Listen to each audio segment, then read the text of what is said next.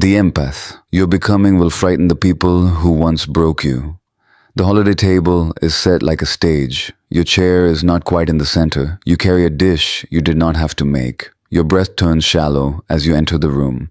You notice who looks relieved that you arrived. You notice who looks irritated that you arrived. Before you take your first bite, someone will say, "Don't get sensitive. We're just joking." You've heard it for years. Tonight, you will answer it differently. You place the dish down and sit without waiting for permission. A relative smiles too widely and says, "Don't get sensitive. We're just joking."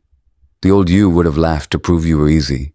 This time, you keep your voice gentle. You say, "I understand you mean it lightly. It doesn't feel light to me." The room goes quiet for a second, not because you were harsh, because you were clear. People who once broke you often depend on your blur. They depend on you doubting your own experience. They depend on you translating disrespect into something you can tolerate. Your clarity removes their comfort, and that is why it frightens them. When you were younger, you learned a painful skill. You learned to read the room faster than others. You learned to sense tension before words arrived. You learned to prevent scenes by becoming smaller. That is not a personality trait. That is a survival adaptation. Often it happens in a family where peace meant someone else winning. So you became the one who smoothed it over. You became the one who forgave first. You became the one who carried the emotional weight. Over decades, that role starts to feel like virtue. But the cost is quiet and steady. You become useful, but not protected. You become needed, but not considered. And then one day, usually in midlife or later, something changes. Not because you became angry, because your body refuses the old bargain. Your sleep gets lighter after family gatherings. Your stomach tightens at the thought of holidays. Your energy drops after one small comment. And you begin to realize your sensitivity was never the problem. The problem was how often people used it against you. At the table, someone brings up an old story. They tell it the same way every year. They make you the foolish one. Everyone chuckles. You feel the familiar pull to smile along. You notice that pull without obeying it.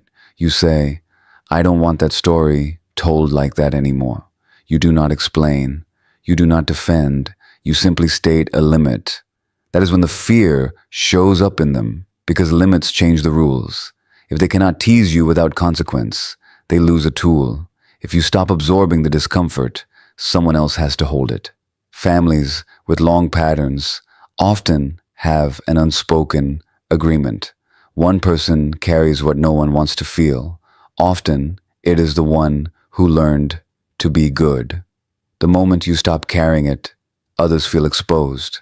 Some of them try to return you to your role with praise. You're the calm one. You're the understanding one.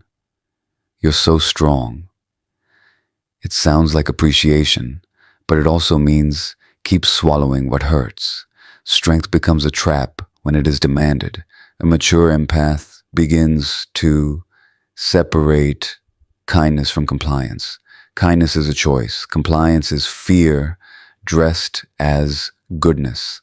Someone slides a calendar toward you. They tap a date and say, "You'll take her, right?" It is said like a fact, not a request. You can feel your shoulders rise. You can feel the old urge to prove you are good. But being good is not the same as being used. You are allowed to be reliable and limited. Now the pressure turns practical. A sibling leans toward you and says, "Mom, can you handle mom's appointments? You're better at this." No one asks if you can. They simply hand you the job. And if you hesitate, they add, "She gets anxious without you." That sentence sounds loving. But it is also a transfer of responsibility. It turns your presence into a requirement. And it makes you feel guilty for needing rest. This is where many empaths get trapped. They confuse guilt with duty. But conditioned guilt is not a moral compass. It is a training signal. It says, return to the old role. Keep the peace by sacrificing yourself. Morality is about repair when you harm someone. Conditioned guilt is punishment when you set a limit. They feel similar in the body, but they lead to different lives. Someone brings up religion or culture. They say, in our family, we respect elders. They look at you when they say it. They mean, you will be quiet. Respect is real. But respect is not the same as erasing yourself. You can honor elders without abandoning your boundaries. That distinction is part of your growth, and growth can feel like betrayal to people who prefer you unchanged. So, they test you. A quick comment, a sigh, a look shared with someone else.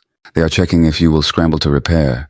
If you do not, they may escalate. They may bring up a past mistake. They may say, we put up with so much from you. Or they bring it up in public, right when the room is listening. Someone laughs and says, remember when you ruined that day? It is a story that keeps you in your place. If you protest, you look dramatic. If you smile, you disappear. So you choose a third option. You say, I'm not doing that version of the story anymore. This is not always conscious cruelty. Often it is panic. Because when you stop being manageable, the family story breaks. The story that says you are the sensitive one. The story that says you overreact. That story protected others from accountability. Your calm interrupts it. There is grief in this, and there is also a strange relief. Because you can finally stop negotiating reality. You can stop arguing for basic respect. Some people will call that pride. It is not pride. It is your nervous system refusing to be harmed again.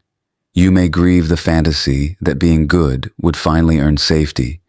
You may grieve the hope that one day they would see you. That grief is not weakness. It is clarity arriving. Now you need one usable step, because next comes the money pressure. A relative mentions inheritance like it is already decided. They say, Dose, don't make this difficult later. It lands like a warning. Old, you would have nodded to avoid conflict. New, you hears the manipulation inside the politeness. You do not need to fight. You need to be clear. Here is a boundary text you can send in the family group. I won't be able to take that on. I can do one small part. I can visit on Saturday for 1 hour. Please plan the rest without me. Now the behavioral rule that makes it work. Do not give a long explanation. One calm sentence is enough. If you give many reasons, they will debate many reasons. If you repeat your boundary calmly, they meet reality. Some people will push anyway. They will say, you're all we have. They will say, you're the only one who cares. Those lines sound like love, but they function like a leash. Care is not proved by self-neglect. Care can include limits. Now watch what happens when you stop being the fixer. A sibling may look annoyed and say, so now we have to do everything. They are admitting the truth. You were doing too much. They may say, you used to be different. Yes. You used to disappear. Now you are becoming someone who belongs to themselves. That is not arrogance. That is recovery. Your empathy used to be a doorway into you. Now it has a gate. That gate is discernment. Discernment is not cruelty. It is knowing what is safe to accept and what is not. They may try a softer strategy. They say, we worry about you. They say it after you set a boundary. Sometimes it is genuine. Sometimes it is control wearing a gentle mask. You can respond with warmth and still keep your line. You can say, I appreciate your concern. I'm taking care of myself. No debate. No defense. Just truth. After the meal, when people are moving around, someone meets you near the doorway and says, after everything we did for you, you can't even do this. That sentence is designed to wake up your old debt. It tries to turn care into a contract. It tries to make you feel ungrateful for having limits. Here's the truth. Love is not a ledger. If someone keeps score, they are trying to buy your obedience. You can answer without attacking them. You can say, I'm grateful for what you offered, and I'm still allowed to have limits. Then you stop talking. You do not rush to soothe their discomfort. That silence is part of the new you.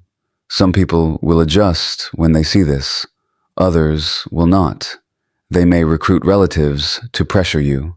They may tell stories about you. They may say, you've become difficult. Let them talk. Your job is not to manage their narrative. Your job is to live in alignment. Here's what frightens them most. Your calm is no longer for them. Your calm is for you. You are choosing your nervous system over the old role. You are choosing dignity over approval. That is why your presence feels different. You're still sensitive, but your sensitivity is no longer available for use. And if you feel shaky after you hold a line, notice that too. That shakiness does not mean you were wrong. It means your body is learning a new safety. For decades, safety meant being agreeable. Now safety means being real. So let the holiday table become practice. Practice sitting in your seat. Practice eating without apology. Practice letting silence do its work. Practice saying one clear sentence. And practice leaving without guilt. You are not becoming frightening because you became harsh. You're becoming frightening because you became free. Free people cannot be managed by guilt. Free people can love and still say no. If this helped you, subscribe. And in the next video, we'll talk about how to stay steady when they test your new boundaries.